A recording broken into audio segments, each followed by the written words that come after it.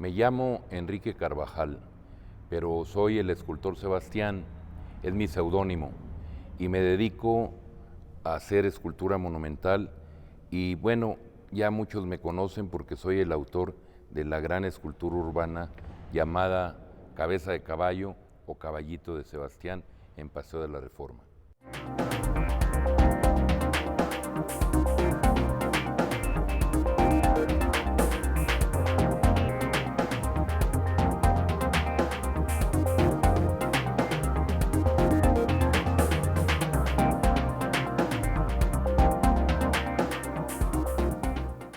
En Sebastián, escultor, se encuentra la geometría en esa mente casi científica y conjuntamente con las matemáticas. Es un ingeniero mental. Sebastián, háblanos del origen de tu nombre segundo, quizá ahora es tu primer nombre, Sebastián, el escultor, de cómo todo empezó, porque te quedaste dormido. Sí, claro. Bueno, en la época de estudiante, llegando a San Carlos, con mi maestro Alberto de la Vega, un gran escultor mexicano malogrado, desgraciadamente murió muy joven, pero al estar en una clase me quedé dormido y él empezó a dar una clase sobre San Sebastián de Botticelli, pero fue una clase de anatomía y aparte todo el mundo dice, ay sí, muy bello. No, no era por la belleza física, era por lo demacrado, por la cara de sufrimiento, por lo delgado, porque no comía bien. Toda la época de la adolescencia en San Carlos pues no me iba muy bien. Y luego desperté y no me gustó porque se rieron todos y empezaron a decirme todos mis compañeros, Sebastián o San Sebastián. No me gustaba, pero como un año después, en una comida de los republicanos españoles al candidato a presidente de la República, que luego fue el presidente Echeverría, se levantó un personaje y vino a la mesa y me dice, oiga, usted se escapó de un cuadro de Botticelli con una voz muy, muy ronca, ¿no? ¿Quién era? Era don Carlos Pellicer. Entonces dije, bueno, ya es una segunda vez, pero tampoco me preocupé tanto del asunto por la relación. Y luego, después, 8 meses después, vino una crítico de arte y me hizo una entrevista como Enrique Carvajal, pero narra y dice, un joven mexicano, y me narra físicamente, dice que se asemeja a un San Sebastián de Manteña. En ese momento sí ya me preocupé. Dije, el santo me persigue, algo quiere decir, y lo adopté. Empecé a firmar como Sebastián y un día dije, yo soy Sebastián. Y empecé a hacer la firma y luego a ponerle apellido. Y es Sebastián Escultor, porque Sebastián es muy armónico en su tipografía y entonces en mercadotecnia eso funciona muy bien porque se pega. Además, el nombre de Sebastián tiene una gran carga semántica por todo el significado del santo a través de la historia del arte. Y aparte, pues con escultor escrito, Sebastián Escultor, parece que dijera escultor Sebastián en inglés, aunque el escultor no está en inglés. Se ve a primera vista y de impacto parece estar escrito en inglés, porque yo no le pongo acento. Entonces eso era un poco mercadotecnia. Así empecé con mi firma y con mi nombre, y luego lo registré y ya es una marca, es una firma, es un seudónimo. Y yo no te digo Enrique, yo No, te digo Sebastián, Sebastián. como debe ser. Y Sí. veo que hay un cuadro de San Sebastián, allá un poco alejado, Sí, flechado. tengo varios, sí. Qué bueno que las flechas para ti son diferentes. Así es. Y son las flechas que te llegan para que te inspires en estos monumentos que haces, porque tus esculturas se convierten en monumentos. Así es, sí. Esta fundación también tiene un espacio gigante. Veo que te persigue el espacio y qué bueno, porque tus esculturas es lo primero que necesitan. Sí, Un espacio. espacio. ¿Cuál fue tu primera escultura monumental? ¿La recuerdas? Hay dos momentos, pero la primera fue en Vancouver, Ah, en un parque, el Van Dusen Gardens, en la ciudad de Vancouver. No era una gran escultura de gran tamaño, pero es la primera al aire libre, que se llama el trono de Netzahualcóyotl. Pero la segunda ya como monumental es en Denver, en Spear Boulevard. Ahí se hizo una escultura de 8 metros de altura en 3 tiempos, con 3 piezas, una que estaba hasta afuera, otra a la entrada del edificio y la otra dentro. Entonces había como los 3 movimientos, ¿no? Y inmediatamente después me encargaron la puerta de Monterrey. Hice la puerta de Monterrey y luego ya vino el caballito. Pero simultáneamente empecé a trabajar esculturas en otros lados del mundo. Y empezó también el éxito en Japón. Empecé a ganar premios en Japón y llegó un momento en que cada año ganaba un premio. Ya me había mal acostumbrado, ¿no? Entonces tengo 16 piezas monumentales en Japón. en Japón. Sí. Bueno, ¿y qué es lo que fascinó a los japoneses? Comprendo que lo monumental de la escultura, pero ¿en qué se relaciona? No, yo creo que la cultura japonesa es de un origen pues, primigenio, es muy antigua, así como la cultura mexicana. Y yo pertenezco a un mestizaje mexicano y me expreso como un mestizo mexicano, pero hago abstracción de mi raíz. Y entonces me presento y al confrontarse con una cultura también tan antigua, pues ellos también hacen abstracción. Entonces el gusto por la geometría y por la sensualidad y por la abstracción de mi forma, pues yo creo que eso fascinó, pero aparte también yo creo que la escultura y el arte en general es universal. Entonces, pues lo pueden gustar aquí o en China, ¿no? Así es, y así es como gustan tus Sí. esculturas. Para ser un escultor de tu obra, que es una obra geométrica y es una obra que yo pienso va muy cerca de la ciencia, Ujú. las matemáticas y el cálculo. ¿Qué te significa la geometría en Sí. tu trabajo? Yo tomé la geometría fundamentalmente para usarla como lenguaje y hacer mi propio lenguaje, mi código, mi representación por medio de la geometría. Y la usé casi igual que se utiliza en el lenguaje escrito y hablado, las letras. Entonces, en la geometría hay formas primarias y hay 2 dimensiones, 3 dimensiones o n dimensiones. Entonces le empecé a trabajar en ese sentido, como letras para encontrar sílabas y formar palabras y decir, por decir algo, decir el poema o la composición. Eso hice con la geometría y empecé a expresarme, pero con una proporción muy mía, con un trazo muy mío, con un cálculo muy mío, pero la geometría son matemáticas, entonces están íntimamente ligadas y vino una pasión desde el principio por amor a la ciencia, a las matemáticas y especialmente a la geometría.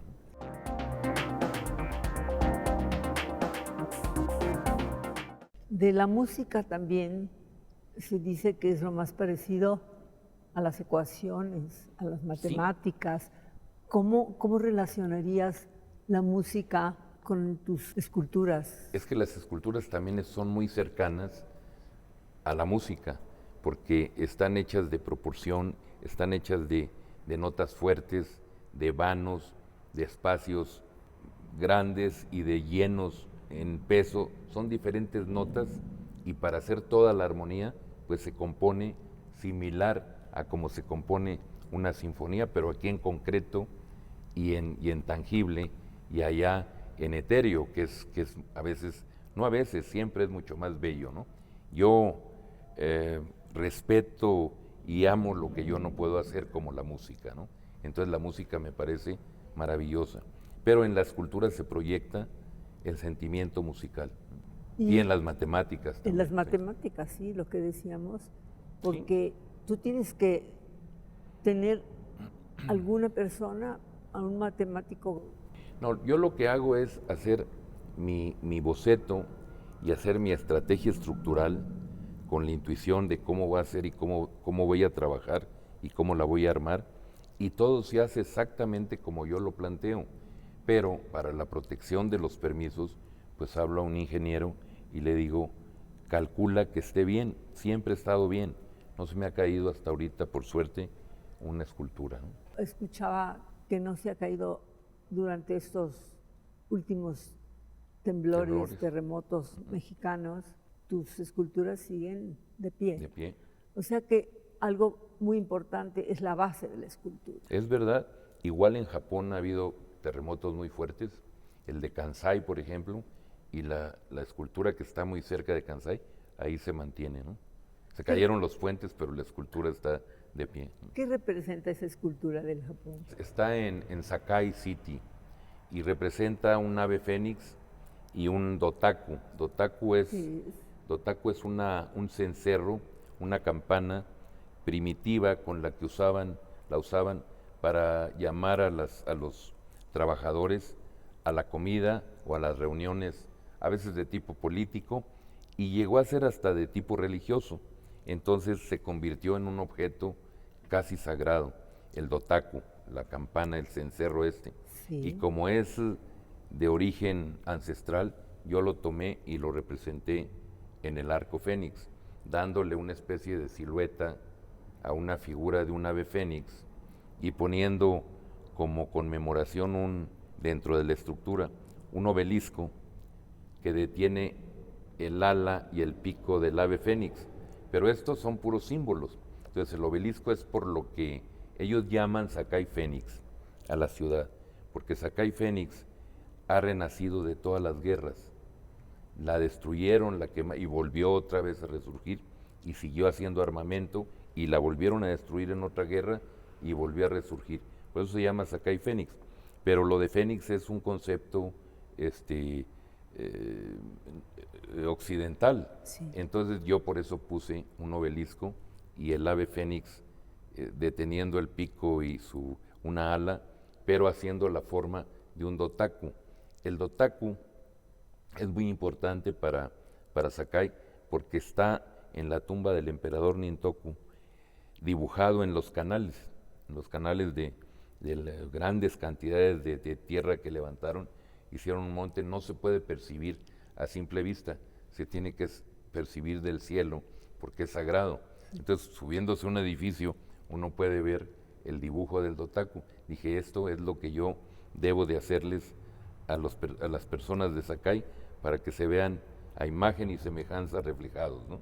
Y eso es lo que hice, ¿no?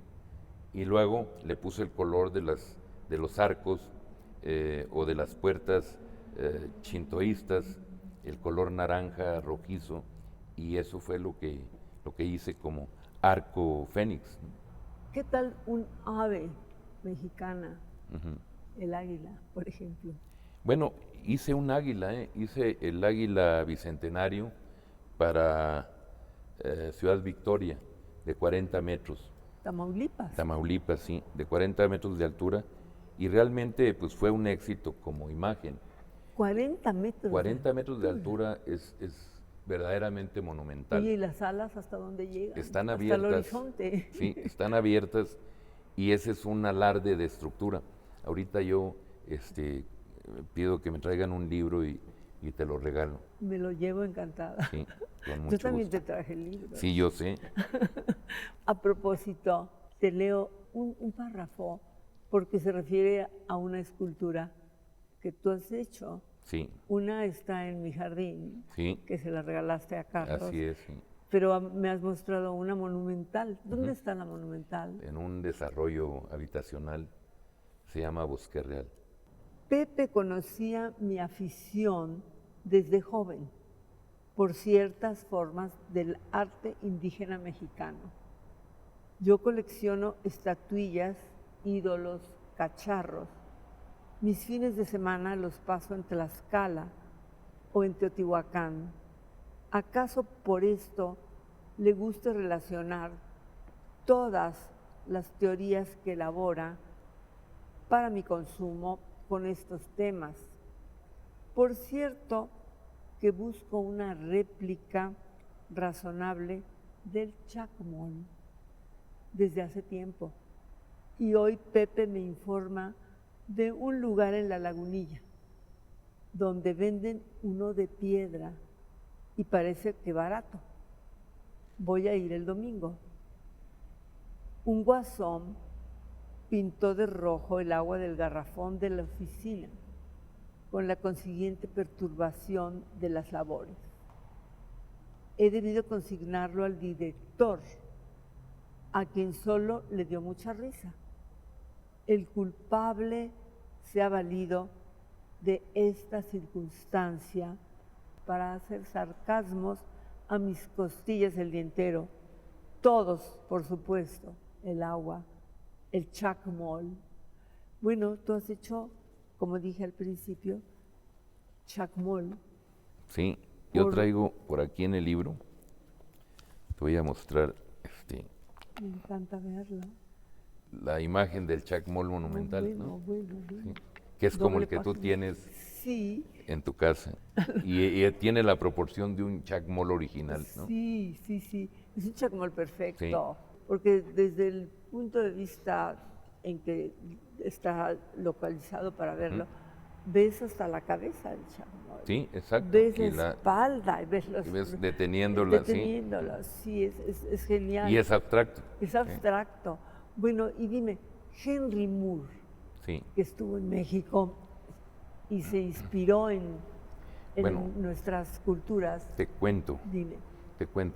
Henry Moore fue mi maestro, pero en sueños. O sea, yo ilusionaba con conocer a Henry Moore, no se me hizo, pero soñaba que era mi maestro. Entonces yo aprendí mucho en mi primera etapa de la vitalidad, del hieratismo, de la fuerza expresiva de las figuras de Henry Moore, tan influenciadas con el chacmol mexicano, ¿no? Sí. O con las piezas prehispánicas mexicanas, ¿no? Sí. O sea que sí tuviste un pensamiento para este escultor maravilloso, Claro. británico. Yo sentía que le debía mucho a Henry Moore, pero luego después que volteé a ver a mis raíces, dije, bueno, ya no le debo tanto. No.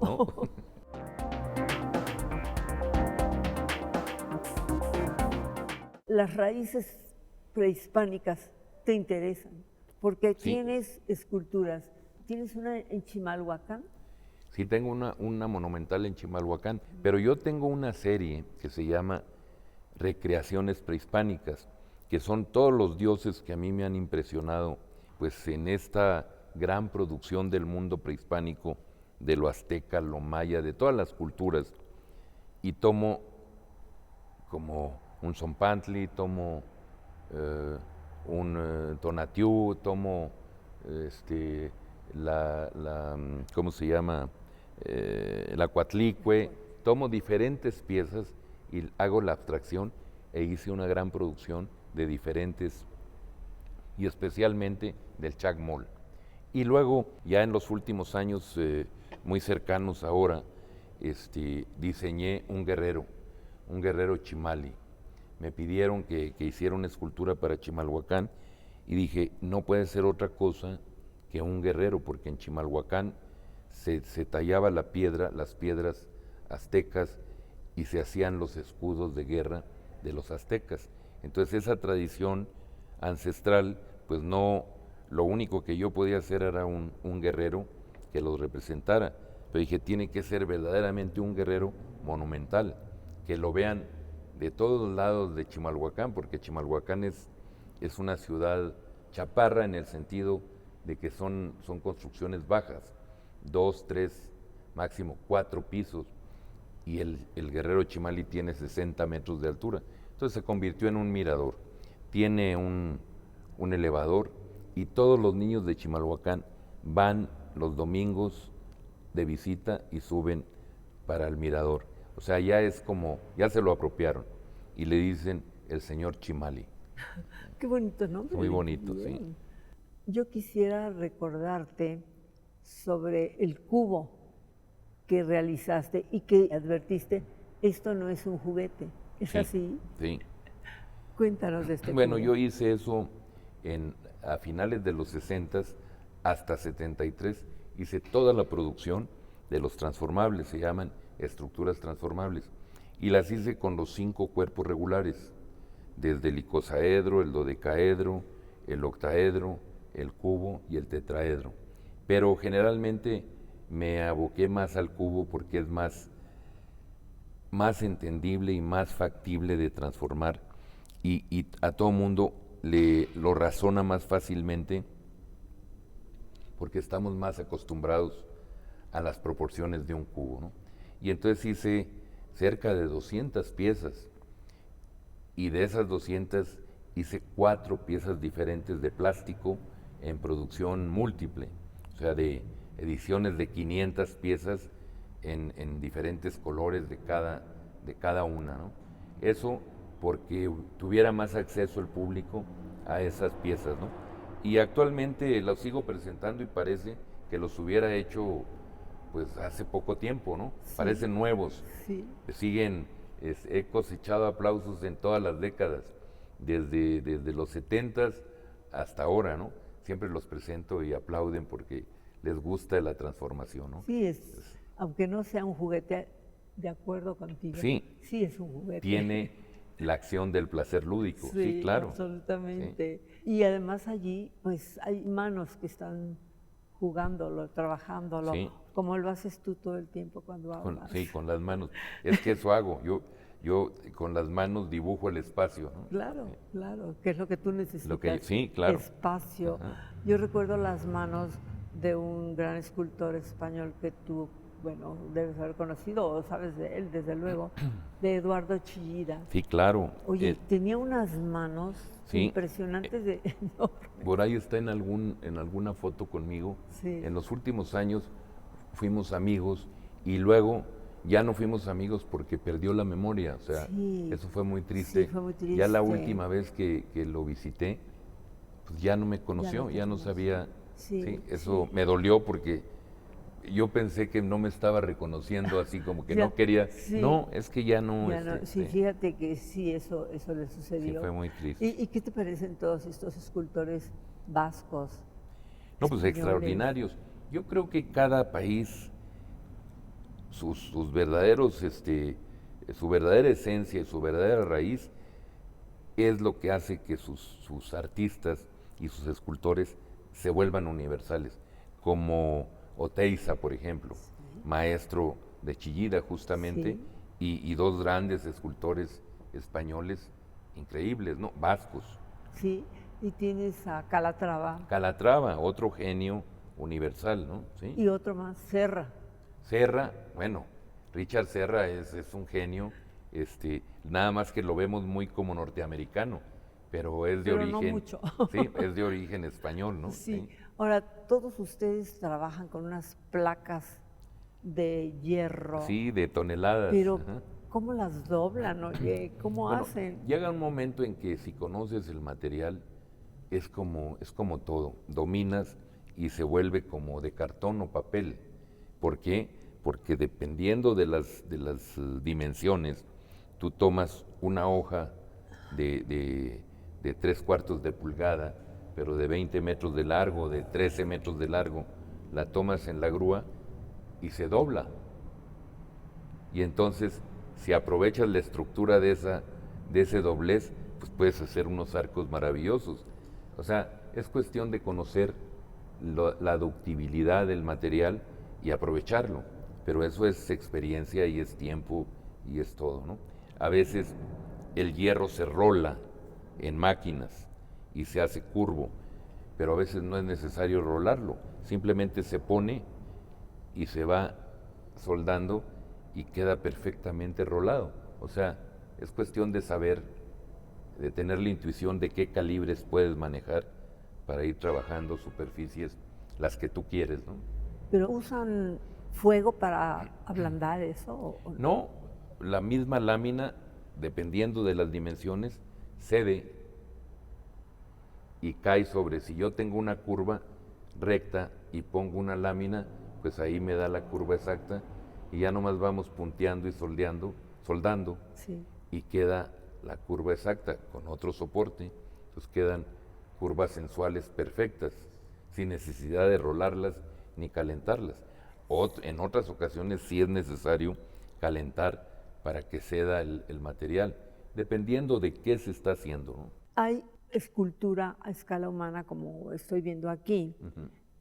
Estos objetos de arte que tienes, ¿han estado en museos? Sí, Porque las grandes están en el las grandes Museo están del Espacio. de la ciudad, es que Sí, eso de es la ciudad. maravilloso. Es el mejor museo del mundo, porque es el museo más democrático y más popular, Claro. porque ahí las ven los ricos, los pobres, los malos, Sí. todos, Sí. y la toman o la rechazan, no se escapan. En cambio, en un museo hay que entrar y no todos les gusta entrar, o se inhiben y no entran. En cambio, en la ciudad, pues la tienen que ver, ¿no? Sí, y lo goza la Sí. gente. Y bueno, las piezas de pequeña escala sí están en museos, ¿sí? Sí, me imagino. En diferentes museos hay piezas de colección y en colecciones particulares, pero lo que más me fascina a mí es estar en lugares públicos, ¿no? Que es donde las ve todo mundo, ¿no? Sí, Sebastián, muchísimas gracias. No, al contrario a ti. Qué gusto tenerte aquí. He hablado con el escultor, con el geómetra, el matemático, que va de la mano con el arte y la ciencia, en lo que nos muestra, sobre todo en los espacios de la calle, en los espacios urbanos, que para él es el mejor museo de las obras de arte. Gracias. Muchas gracias. Silvia Lemus.